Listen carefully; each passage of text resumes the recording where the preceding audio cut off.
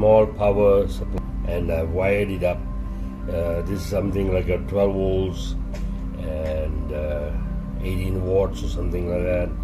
It's AC, fully AC DC module. It takes in AC from 230 or 110. It'll still put out the same voltages, universal. And this was done, and there was some other extra things done. 2 diodes, things that I've already explained to you previously.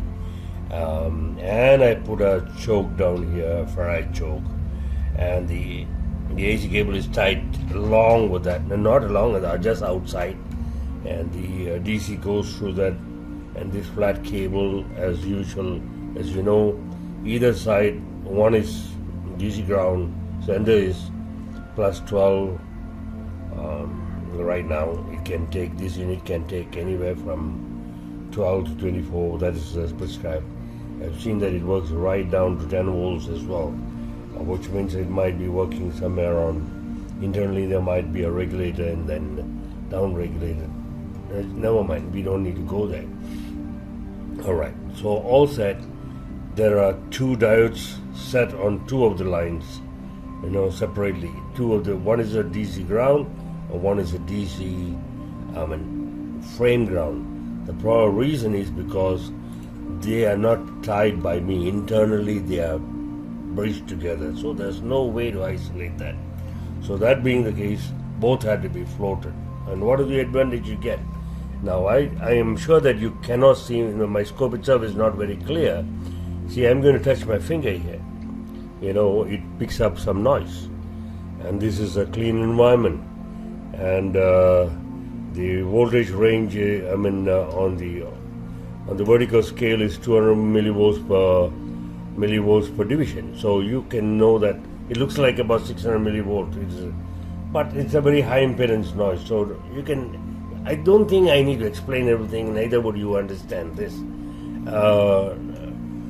It'll take a lot more years of knowing these kind of things and things on a scope, understanding stuff. Okay, let me give you a good clue.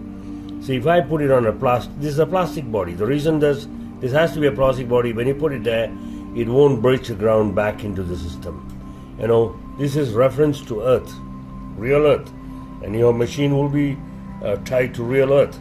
So incidentally, this might be when you mount it, although I try to isolate it, when you mount it, it might be back to Earth. So there's no reason to run away from it.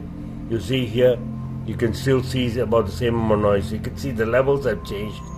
I don't know whether you can see, but I will easily estimate that it may be the switching frequency that you're seeing from here inside.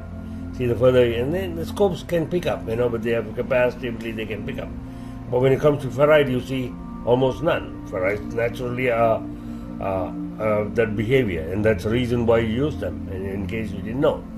And going one or 2 rounds, and it multiplies that many times of attenuation. And there you go, and then it is fed inside here.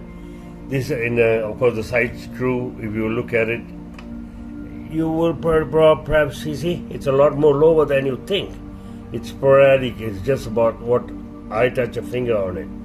So all said and done, the system is now, this supply is now floated by about 1 diode level.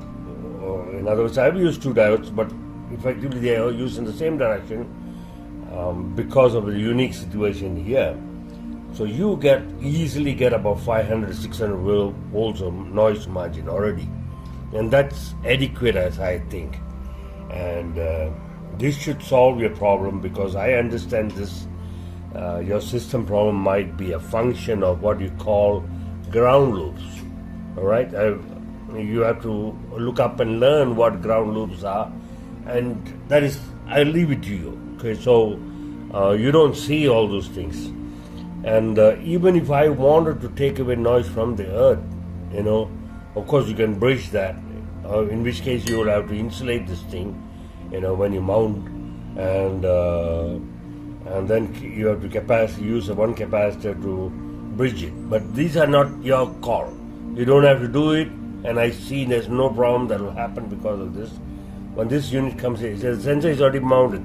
It's wired in a pretty much a functional manner. Okay, I don't know why it's reading 800. Maybe it should read about 760. You know, pretty much there. I'm not very much put in your N2. It'll go down to about 760 or thereabout. And don't attempt to calibrate this, because the moment you calibrate this thing, its original calibration becomes null and void. And of course, you want to be heroes, go ahead and do that.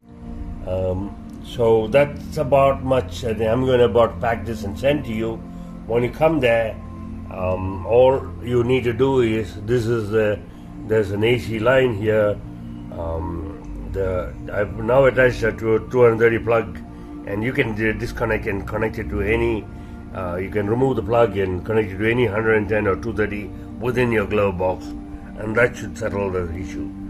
All right, it should be pretty simple as that, and the problem should go away. And one clue that you along the way with Abhishek said was, when you turn off the thing, your Mac valve chatter stops. And it doesn't really make any sense to me, because not to anybody else, not to the manufacturers here, because the two relay points are totally isolated, electrically isolated. They are relays. They are open contacts. There are two normally open, normally closed kind of contacts. So they are separately driven based on the logic. Set point 1 and set point 2. And set point 1 drives a logic to say that the vacuum has reached. Set point 2, I think, turns on the Mac valve. Sets from rough to turbo. That switch, and one of which might be driven by 110. But anyway, those are totally isolated. So the chattering can only be explained about either the cable going downwards is picking up some noise, for which I will give you a solution. I will stick a varistor on the 6-pin connectors, and I can give you a couple of them, and I will tell you how to use it. And the whole problem is there are no people to understand these things. Just at least follow what I tell you, and about time that you folks started up and learn many of these things. Many people, not much of this was what I know is acquired from a school or somewhere else. I learned most of it myself, right, out of interest. There are fundamentals taught to me, but nothing else. Everything else is stacked knowledge, stacked information. It takes years, but you can learn it from me quickly. But so far you haven't. You've wasted it all, and so be it.